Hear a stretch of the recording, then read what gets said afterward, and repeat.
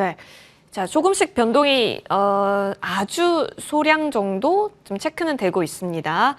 크게 걱정할 정도는 아닐 것 같고 오늘 원래 변동성을 좀 예비를 하고 있는 시장인지라 계속 오늘은 전략이 있어서 더 크게 고민해보면 좋을 것 같아요. 미래경제연구소 정태근 이사, 퍼스트프라임 리서치 이동근 대표와 이야기 나눠보시죠. 두 분 어서 오십시오. 네, 반갑습니다. 네, 반갑습니다. 한 분 한 분 들어볼 얘기가 오늘도 많습니다. 자, 그 가운데 첫 번째는 오늘 정말로 원전데이, 오늘도 원전데이라고 얘기할 수 있을 것 같아요. 그 가운데 대표주죠, 두산 에너빌리티 얘기 나눠보겠습니다.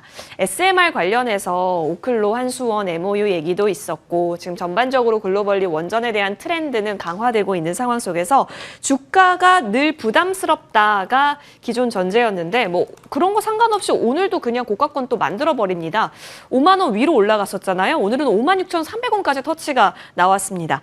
자, 이슈의 힘, 강도 이 정도면 충분히 강한 거다라고 우리는 이해를 하고 있는데 여전히 보유자 관점이고 우리 어제 얘기 들었습니다만 정태근 이사님과는 그래서 우리는 다른 쪽 키워드를 보는 것이 좋겠다 얘기했었잖아요. 네네.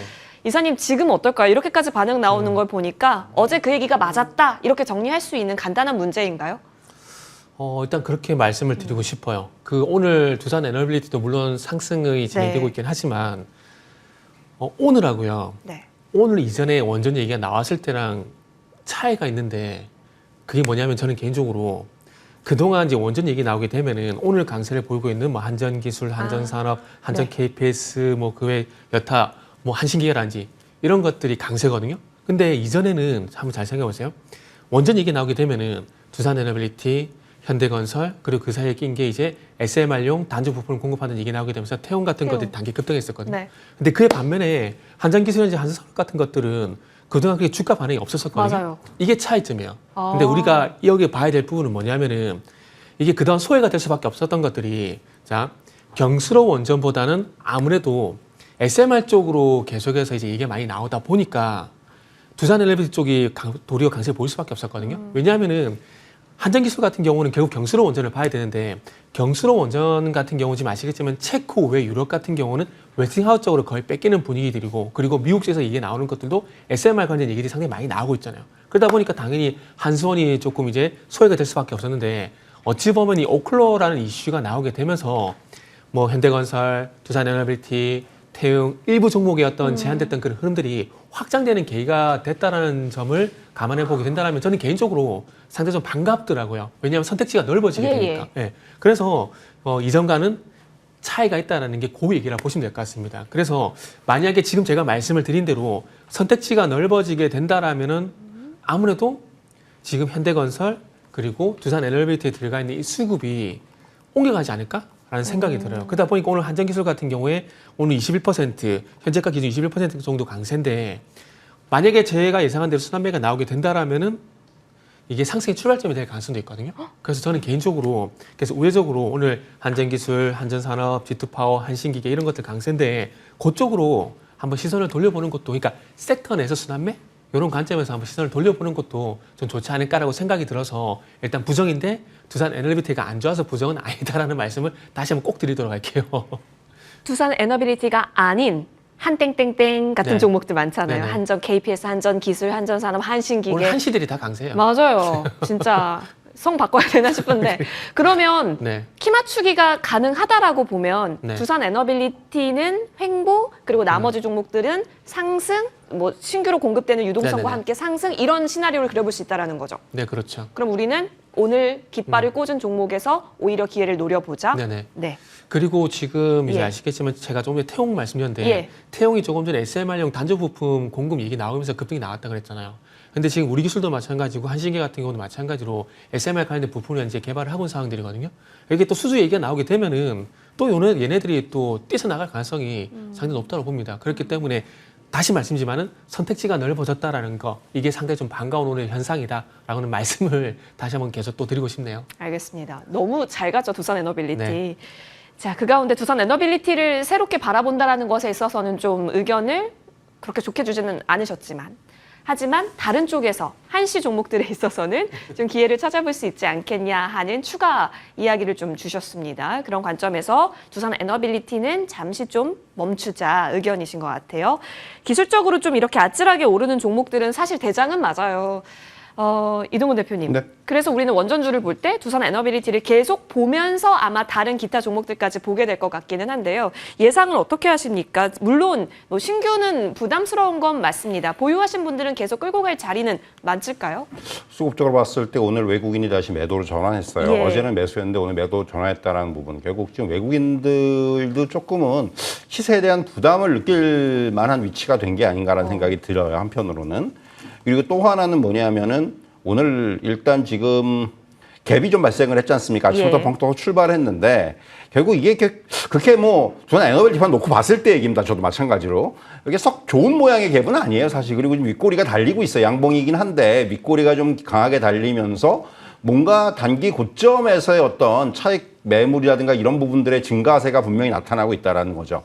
그리고 이제 앞에서 이사님이 말씀하셨다시피 수급이 조금 그 안에서, 그러니까 그 원전 섹터 안에서 다른 쪽으로 돌아가고 있다는 부분, 네네. 이런 부분을 또 무시할 수 없는 부분입니다. 그렇기 때문에 그런 것들 감안한다면 저도 사실은 두산 에너빌리티의 오늘 모양을 놓고 봤을 때는 지금은 좀 관망이다. 그리고 이게 갭이 이렇게 뜨면은요, 갭을 메워요, 또. 그런 상황들이 보통 발생을 하기 때문에 이렇게 되면은, 이게 어떤 조정의 가능성도 역시 좀 어느 정도 열어둬야 되는 상황이기 때문에 오늘은 사실 두산 에너벨티만 놓고 봤을 때는 관망이고, 예. 그리고 이제 주가 자체도 지금 보면은 많이 올랐죠. 예. 그러니까 어떻게 보면은, 혼자서 좀 독주한 측면이 있는데 이제 다른 쪽에서의 어떤 키맞추기라든가 이런 부분들이 분명히 나타날 수 있는 그런 위치가 됐다라는 점도 염두에 둘 필요가 있다. 이렇게 정리해드리겠습니다.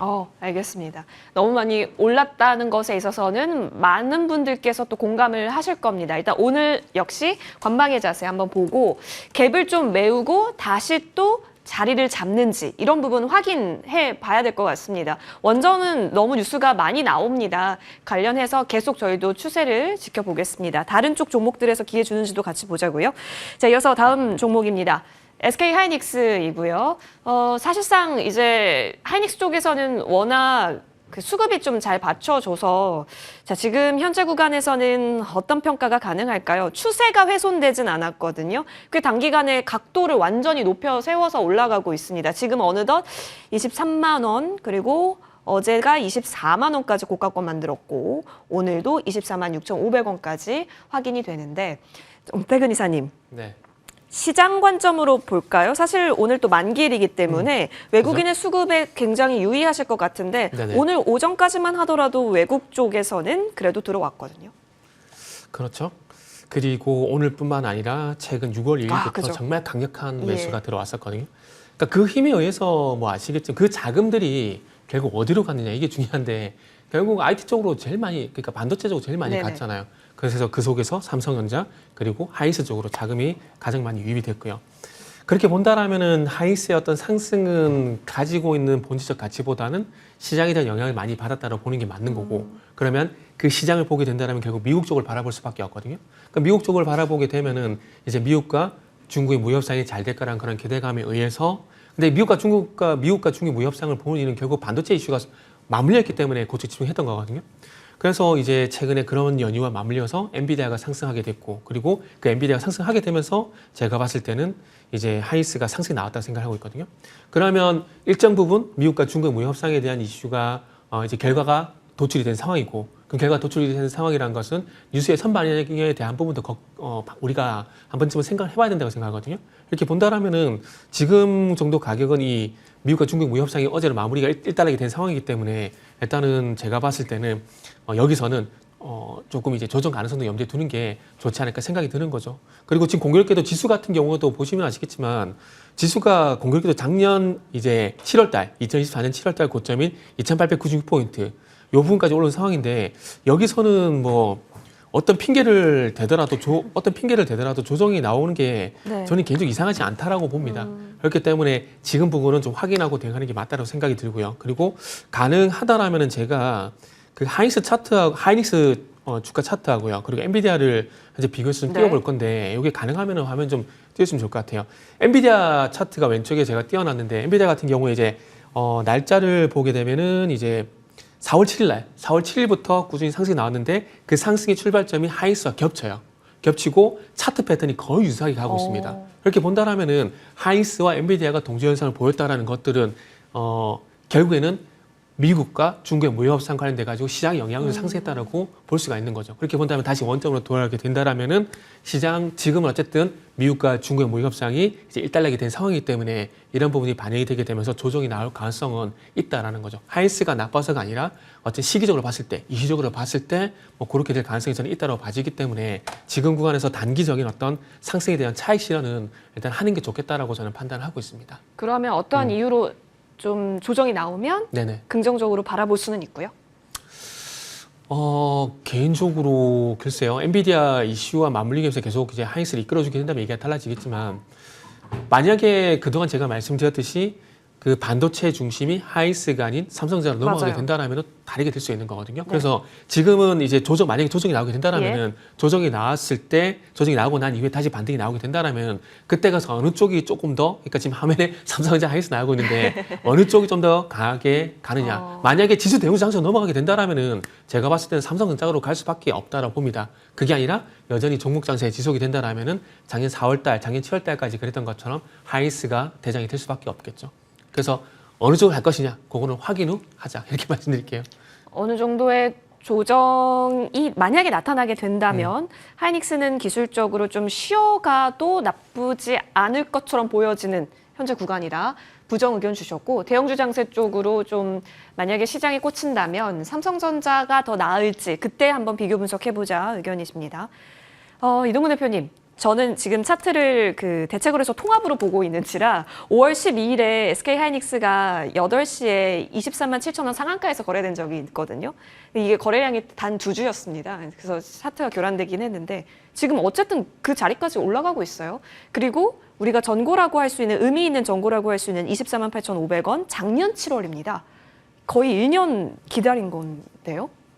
갈까요? 그러니까 이게 지금 오늘 모양으로 봤을 때 저는 이제 기술적으로만 봤을 때는 사실 오늘 정말 이게 여기서 힘이 있었다면은 그걸 뚫어줬어야 됐어요, 사실은. 오늘요? 오늘 24,6,500원 바로 목전까지 갔었거든요. 맞아요. 사실은 이게 더 치고 올라가려면 그걸 뚫어줬다면은 좀 얘기가 달라질 수도 있는데 그걸 결국 못 뚫었습니다. 그리고 하락 전환을 했어요. 그러니까 무슨 얘기냐면 앞서 이사님도 말씀하셨지만 이렇게 되면은 조금 단기적인 조정이 좀 불가피하겠는데? 라는 생각이 들 수밖에 없는 거죠. 그러니까 무엇보다도 이게 작년 7월이 사상 최고가였거든요. 그러니까 하다 보니까 하이닉스는 지금 사상 최고가까지 온 거죠. 그러니까 지금 지수의 흐름을 제일 잘 반영하는 게 하이닉스 같아요. 제가 보기에는. 지수가 작년 그러니까 고가를 뚫었고 하이닉스도 거기까지 왔는데 하이닉스는 못 뚫었어요. 네. 그러면은 여기서 이제 더군다나 오늘 하락 전환을 했기 때문에 그러면은 조금은 좀 조정으로 접어드는 걸 봐야 될 것 같고요. 그렇다면 조정이 얼마나 갈지 이런 부분도 앞에서 이사님이 좋은 설명을 해주는 게 왜냐하면은 자 앞으로는 그럼 하이닉스가 더 가느냐에 대해서는 봐야 돼요. 무슨 얘기냐면은 주도권이 어디로 갈지 모르겠어요. 네네. 그러니까 저도 지금 결국은 지금은 뭐 펀더멘털이라든가 이런 요인들의 변화 아무것도 없어요. 지금은 특히 삼성전자라든가 SK하이닉스의 주가 흐름은 철저하게 수급이 좋아하는 주가 흐름이에요. 예. 그러니까 외국인이 사주느냐 안 사주느냐, 지수가 가느냐, 어디까지 가느냐 여기에 따라서 주가 움직임이 달라질 수 있어요. 그렇기 때문에 사실 그런 부분들을 본다면은 오늘의 모양만 봤을 때는 일단은 조금은 조정으로 접어들 가능성이 있다. SK하이닉스는 물론 조정이 뭐 굉장히 뭐 이전처럼 이렇게 뭐 급락 조정이 나오거나 하지는 않겠죠, 당연히. 왜냐하면 아직 지금 수급이 따라오기 때문에 다만 오히려 조정을 받아야지만이 여기서 좀 더 수월하게 더 큰 시세를 갈 수가 있다라는 부분은 염두에 둘 필요가 있을 것 같습니다. 그래서 사실 하이닉스는 뭐 저도 아까 제가 좀 모양을 볼 때는 그때 플러스였거든요. 그래서 사실은 이런 관망을 해도 되겠는데라고 봤는데 지금 마이너스 돌아왔어요. 그럼 저도 일단은 좀 약간 부정 쪽에 가까운 일단 의견을 드리고 다시 또 보는 거죠. 이제 이후에 이 조정이 만약에 온다면 조정을 좀 거친 다음에 이제 어떻게 움직일 것인지 그 부분하고 연계를 시켜서 우리가 확인할 필요가 있다. 이런 말씀을 드릴 수가 있을 것 같습니다. 알겠습니다. 오늘 또 새롭게 배워가네요. 지수가 돌파력을 보이는데 오늘 SK 하이닉스가 돌파력을 보이지 않는다는 점에서 같이 놓고 살펴봐야 한다. 그렇다면 조정 가능성도 우리가 열어놔야 하지 않겠느냐라는 예측입니다. 근데 오늘 또 만길이기 때문에 여러 가지 좀 다각적으로 바라볼 필요는 있겠죠. 일단 두 분의 스탠스는 좀 거리를 두고 오늘은 보겠다라는 의견이시네요. 만약에 물량이 많다면 좀 어느 정도의 비중 줄이는 것 또한 코멘트 주셨으니까요. 챙겨보시죠. 자, 이어서 다음 종목으로 넘어갑니다. 하나오션이고요. 정말 멋진 것 같아요. 그간에 만들었었던 조용했었던 박스 라인들을 오늘 돌파를 시킵니다. 정태근 이사님, 네. 강하다라는 거죠. 그러니까 옆으로 횡보했었을 때도 그것조차 강했었던 거기 때문이었겠네요. 그렇죠. 무슨 말인지 아시죠? 네. 예. 하나오션은 뭐 이런 말씀 드릴 수 있을 것 같아요. 형님 따라가는 것 같아요. 하나에로스페이스. 지금 하나에로스페이스 같은 경우도 방금 말씀하셨듯이 지금 4월 20일 이후에 계속 횡보를 하다가 한 달 한 보름 정도 횡보를 하다가 이제 날짜를 보게 되면 6월 1일부터 이제 다시 양봉이 나오게 되면서 상승 약간 머리를 틀고 있는 상황이거든요. 근데 지금 하나오션이 거의 패턴이 유사하게 가는 것 같아요. 하나오션은 물론 이전에 2월 달부터 이미 횡보 국면에 진입을 했지만 그럼에도 불구하고 이제 하나에로스페이스가 횡보 국면을 끝을 내고 6월 5일부터 반등이 나오고 있다는 점을 보게 되면 하나오션이 따라가는 게 아닌가 좀 볼 수 있을 것 같아요. 그렇게 생각하는 근거는 방산이잖아요. 방산. 지금 이제 아시겠지만은 미국 쪽 같은 경우에 이름이 뭐죠? 갑자기 생각이 안 오스탈. 죄송합니다. 오스탈 헷갈려요. 예. 인수했잖아요. 근데 오스탈을 인수를 하게 되면서 결국 MRO뿐만 아니라 상선 건조까지 가능하게 된 거잖아요. 근데 상선 건조하려고 간 게 아니라 아시겠지만 필립 존슨도 인수한 이유가 결국에는 미국의 방산 쪽을 공략하기 위해서 한 거잖아요.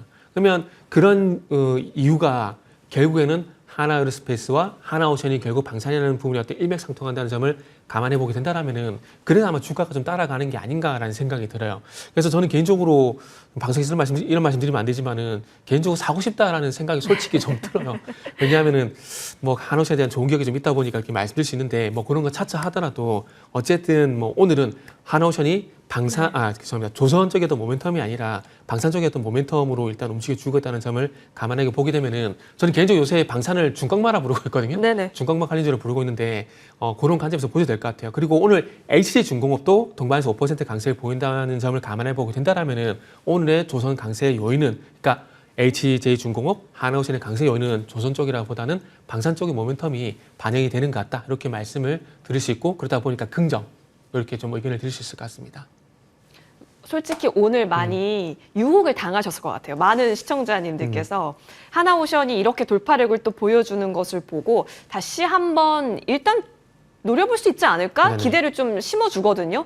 정태근 이사님께서도 중꺾마 기조와 함께 매수 의견을 좀 주셨는데 이동근 대표님 무리 없는 자리 맞을까요? 충분하게 기간 조정 거쳤다라고 평가해도 괜찮을지요? 사실 제가 이제 그동안 하나오션에 대해서는 저는 그렇게 썩 긍정적인 의견은 없었어요. 왜냐하면은 항상 이제 좀 약간 밸류적인 측면에서 야 이거 좀 너무 밸류를 선반영하는 게 아니냐라는 항상 생각을 갖고 있었는데 리포트의 기조들이 좀 달라졌더라고요. 저도 이거 보고 좀 한편으로는 야 이게 이제 와서 이렇게 좀 분석을 한다고라는 생각까지도 들었는데 왜냐하면 결국 자 하나오션이 그동안 좀 고밸류 논쟁에서 휘말렸던 이유는 과연 그 미국에 있어서의 어떤 상선이라든가 함정 건조와 관련된 부분들을 어떻게 반영하느냐였어요, 결국은. 그거에 대해서 이게 시간이 많이 걸릴 거라고 생각을 했었고, 그게 이제 완전, 과반영하는 게 과연 이 주가 흐름에 맞느냐라는 결국 논리였는데, 지금 어떤 최근의 흐름을 보면은 뭐 오스탈의 인수라든가 필리조선사라든가 이런 걸 보면은 이거 어느 정도 반영해도 되겠는데라는 생각이 드는 거예요, 저도. 네. 그리고 기술적으로는 지금 굉장히 교과서적이죠. 거의 지금 5월 초부터 한 달 반에 완전히 횡보를 했어요. 이거 횡보도 사실 굉장히 이거는 뭐 중간에 어떤 등락도 크지 않은 횡보예요. 7만 5천에서 88만 원 사이의 횡보. 만들기 쉽지 않은 횡보입니다. 그리고 나서 이제 장대 양봉을 세웠단 말이죠. 그러면은 이거는 모양상으로 봤을 때는 어느 정도 갖춰진 거죠. 다시 상승을 해도 되겠다라는 모양이 좀 갖춰졌다고 볼 수가 있을 것 같고요. 결국 이제 중요한 거는 그렇다면은 이제 주가의 흐름에 반영을 시키기 시작하는 이런 미국 시장에서의 어떤 우리가 이제 건조라든가 이런 부분들을 얼마나 빨리 실적을 낼 수 있는지 그게 만약에 정말 현실화된다면은 주가가 완전히 리레이팅 될 수도 있는 거예요. 그렇기 때문에 그런 부분들이 향후에는 중요하지 않겠는가 이렇게 말씀드릴 수가 있겠고 저도 그래서 오늘은 긍정의 의견을 드리도록 하겠습니다. 역시. 오, 이거 오늘 돌파가 센데? 라고 느끼는 것에 있어서 우리 두 분 또한 의미를 담아서 봐주십니다. 두 분 모두 긍정 의견 주셨고요. 오늘 사는 게 좋을지, 내일 사는 게 좋을지가 좀 고민이 되는데, 이동훈 대표님 코멘트 혹시 받아볼 수 있을까요? 이럴 땐 어떻게 해야 돼요? 사실 이제 오늘은 지금 보면은 장중에 비해서는 조금 주가가 밀렸잖아요. 네. 이게 이제 저거예요. 오늘 선모옵션 동시만기이기 때문에 만기. 받는 영향도 있고, 또 하나는 저는 오늘보다 내일이 또 매수 기회가 될 수도 있다고 생각을 하는 게, 지수가 오늘 장중 고점 대비해서 지금 오늘은 확실히 전강 후약이에요. 이게 맞아요. 이제 어떻게 보면은 조금 조정을 받을 때가 된 거예요. 앞에서 이사님도 그런 말씀 하셨지만, 저는 지금 지수는 언제 조정을 봐도 이상하지 않아요. 그리고 또 조정을 거쳐야지만이 여기서 이제 3천 가고 뭐 5천 가고 이게 조정을 받아야지 가는 예. 거지.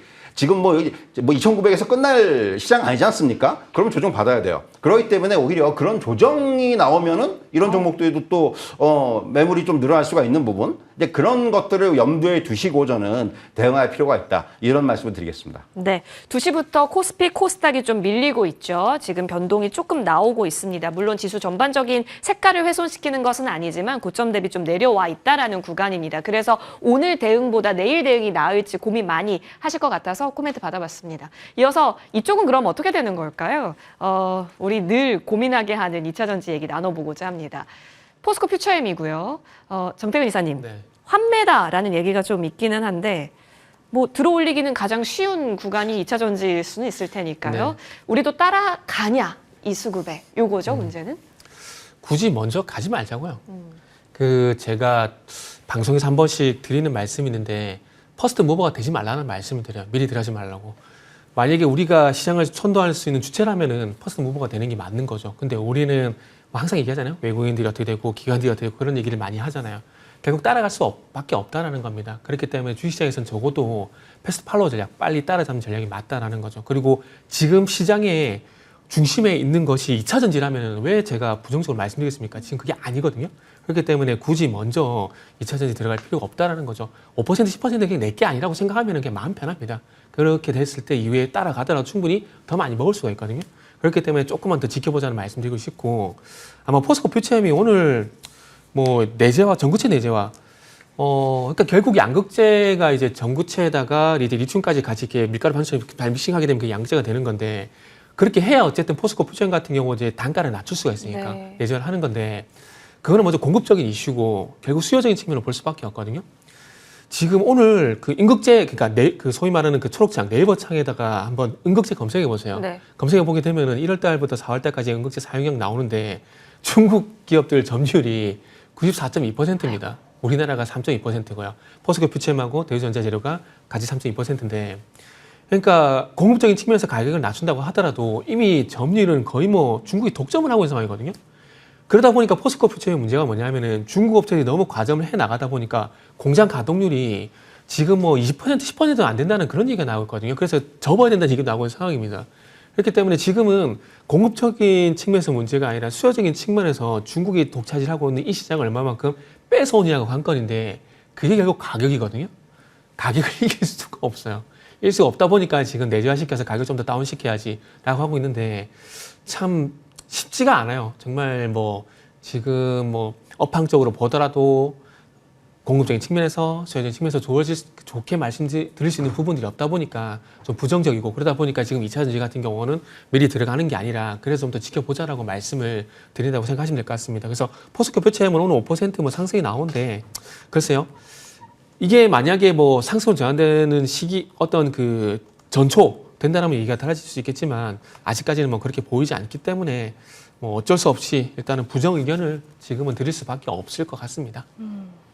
근데 이게 해결이 가능하냐는 진짜 너무 머나먼 네. 미래인 것 같아서, 그러면 여전히 지금은 제한적인 수급으로만 2차 전지를 바라봐야 되는 건가 싶기는 하거든요. 이 지금의 상황을 해결하기 위해서는 테슬라가 중국 업체들을 따돌려야 돼요. 근데 지금 그렇지가 않잖아요. 지금 그러니까 지금 그거 잘 보세요. 작년 같은 경우에 1,710만 대가 지금 이제 전기차가 팔렸거든요.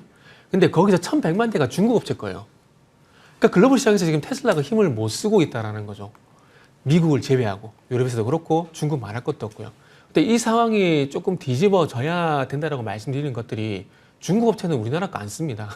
그러다 보니까 참 헛웃음이 나오는데 그러다 보니까 테슬라가 좀 더 이제 저가 모델도 만들고 경쟁력을 만들어 가지고 이제 중국 업체들을 좀 뒤집어서 좀 더 많이 팔기를 바랄 수밖에 없는 그런 참 그 사과 나무 밑에서 사과가 언제 떨어질지 모르는 그런 심정으로 일단은 기다릴 수밖에 없죠.